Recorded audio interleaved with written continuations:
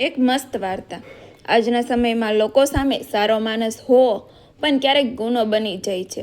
એક ગામમાં રવિ નામનો યુવાન રહેતો હતો।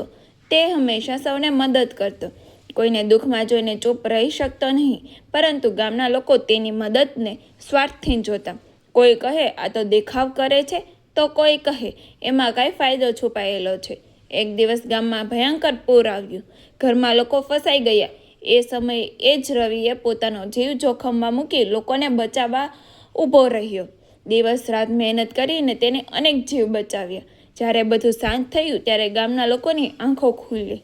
તેમને સમજાયું કે સારો માણસ હંમેશા શાંતિથી સારો રહે છે, તેને દેખાડવાની જરૂર નથી। આ કહાની આપણને શીખવે છે કે આજકાલ લોકો સારા કામને પણ શંકાની નજરે જુએ છે, પરંતુ સાચી ભલાઈ સમય આવે ત્યારે પોતે જ સાબિત થઈ જાય છે। તમારું શું કહેવું છે? કોમેન્ટ કરજો। જય શ્રી કૃષ્ણ।